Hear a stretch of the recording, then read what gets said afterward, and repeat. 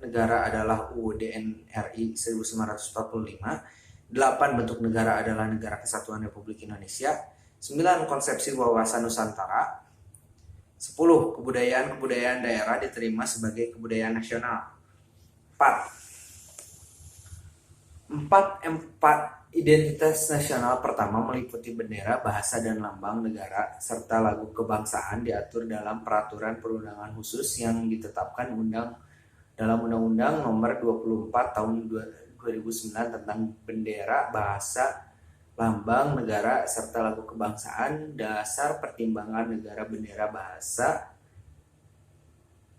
dan lambang negara, serta lagu kebangsaan Indonesia diatur dalam undang-undang karena 1. Bendera, bahasa, dan lambang negara serta lagu kebangsaan Indonesia merupakan sarana pemersatu identitas dan wujud eksistensi bangsa yang menjadi simbol kedaulatan dan kehormatan negara sebagaimana diamanatkan dalam Undang-Undang Dasar Negara Republik Indonesia tahun 1945. Dan 2. Bahwa bendera, bahasa, dan lambang negara serta lagu kebangsaan Indonesia merupakan manifestasi kebudayaan yang berakar pada sejarah perjuangan bangsa, kesatuan dan keragaman budaya dan keseragaman dalam mewujudkan cita-cita bangsa dan negara Kesatuan Republik Indonesia. 1. Bendera negara sangsaka merah putih. Ketentuan pada bendera negara diatur Undang-Undang Nomor 24 Tahun 2009 mulai pasal 4 sampai pasal 24. Bendera warna merah putih berkibar pertama kali pada tanggal 17 Agustus 1945, namun telah diikrarkan pada peristiwa Sumpah Pemuda tahun 1928. Bendera negara yang dikibarkan pada Proklamasi Kemerdekaan Bangsa Indonesia tanggal 17 Agustus 1945 di Jalan Pegangsaan Timur nomor 56 Jakarta disebut bendera pusaka Sang Merah Putih. Bendera pusaka Sang Saka Merah Putih saat ini disimpan di Monumen Nasional Jakarta.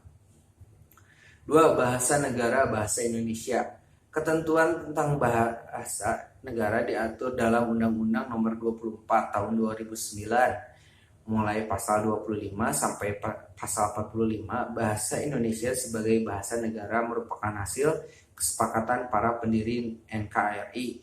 Bahasa Indonesia berasal dari rumpun bahasa Melayu yang dipergunakan sebagai bahasa pergaulan, lingua franca, yang kemudian diangkat dan diikrarkan sebagai bahasa persatuan pada Kongres Pemuda 2 tanggal 28 Oktober 1928. Bangsa Indonesia sepakat bahwa bahasa Indonesia merupakan bahasa nasional sekaligus sebagai identitas nasional Indonesia. 3. Lambang Negara Garuda Pancasila. Ketentuan tentang lambang negara diatur dalam Undang-Undang Nomor 24 Tahun 2009 mulai pasal 46 sampai pasal 57. Lambang Negara Garuda Pancasila diresmikan pemakaian dalam sidang Kabinet RIS pada tanggal 11 Februari 1950. Lambang Negara Garuda Pancasila mengandung makna simbol sila-sila Pancasila. Lambang negara yang dilukiskan dengan seekor burung Garuda merupakan satu kesatuan dengan Pancasila sehingga tidak dapat dipisahkan dari negara Pancasila. Perisai burung Garuda terbentuk bintang bersudut 5. Perisai burung Garuda tersebut di bagian tengah terdapat gambar sebuah garis hitam tebal yang melambangkan Katulistiwa. Perisai burung Garuda yang membentuk bintang bersudut 5 tersebut berisi 5 buah gambar yang melambangkan sila-sila Pancasila sebagai berikut. A. Sila ketuhanan yang Maha Esa dilambangkan dengan gambar cahaya kuning keemasan di bagian tengah. B. Sila kemanusiaan yang adil dan beradab dilambangkan dengan gambar tali rantai bermata bulatan dan persegi di bagian kiri bawah. C. Sila persatuan Indonesia dilambangkan dengan gambar pohon beringin di bagian atas kiri. D. D. Sila kerakyatan yang dipimpin oleh hikmat kebijaksanaan dalam permusyawaratan dan atau perwakilan, dilambangkan dengan kepala banteng di bagian atas, di bagian kanan atas. E. Sila keadilan sosial bagi seluruh rakyat Indonesia, dilambangkan dengan gambar padi dan kapas di bagian bawah kanan. 4. Lagu Kebangsaan Indonesia Raya. Ketentuan tentang lagu kebangsaan yaitu Indonesia Raya diatur dalam Undang-Undang Nomor 24 Tahun 2009 mulai pasal 58 sampai pasal 64. Indonesia Raya sebagai lagu kebangsaan pertama kali dinyanyikan pada Kongres Pemuda II tanggal 28 Oktober 1928. Lagu Indonesia Raya selanjutnya menjadi lagu kebangsaan yang dinyanyikan pada setiap upacara kenegaraan dan upacara resmi lainnya. 5. Semboyan Bhinneka Tunggal Ika. Bhinneka Tunggal Ika artinya berbeda-beda tetapi tetap satu jua. Semboyan ini dirumuskan oleh para pendiri negara setelah memperhatikan kebangsaan Indonesia yang sangat pluralis, terdiri dari suku bangsa. Semboyan Bhinneka Tunggal Ika mengandung makna bahwa bangsa Indonesia adalah bangsa yang heterogen, terdiri dari banyak suku bangsa, tetapi tetap berniat dan bersepakat untuk menjadi satu bangsa, yaitu bangsa Indonesia. 6. Dasar falsafah negara Pancasila. Pancasila asal mulanya adalah pandangan hidup bangsa Indonesia.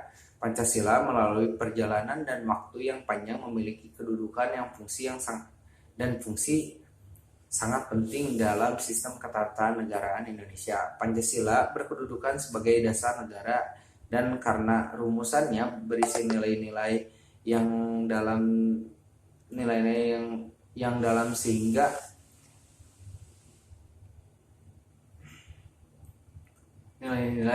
dalam sehingga juga disebut dasar falsafah negara. Pancasila berfungsi sebagai ideologi nasional dan identitas nasional. Pancasila menjadi penciri bangsa Indonesia.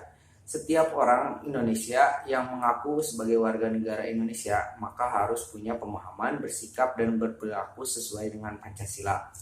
Dengan kata lain, Pancasila sebagai identitas nasional memiliki makna bahwa seluruh rakyat Indonesia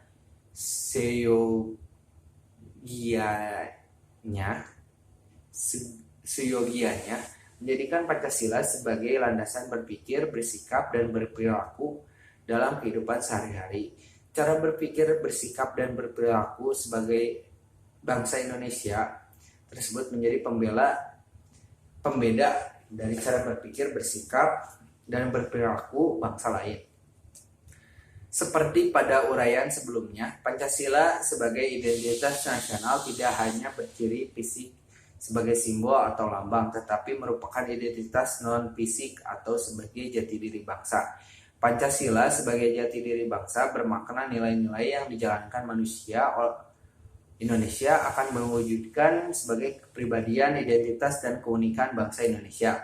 Identitas individu manusia dapat dikenali dari aspek fisik dan aspek psikis. Aspek fisik dapat berupa jenis kelamin, bentuk fisik, nama, asal etnis, asal daerah, dan sebagainya. Aspek psikis dapat berupa watak baik seperti jujur, rajin, toleran, dermawan, dan sebagainya.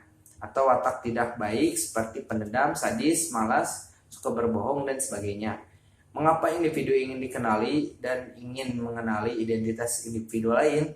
Secara naluriah atau umumnya, manusia memiliki kebutuhan yang sama, yakni kebutuhan yang bersifat fisik atau jasmania, seperti kebutuhan makan dan minum, kelangsungan hidup, dan kebutuhan psikis, rohania, seperti kebutuhan akan penghargaan, penghormatan, pengakuan, dan lain-lain.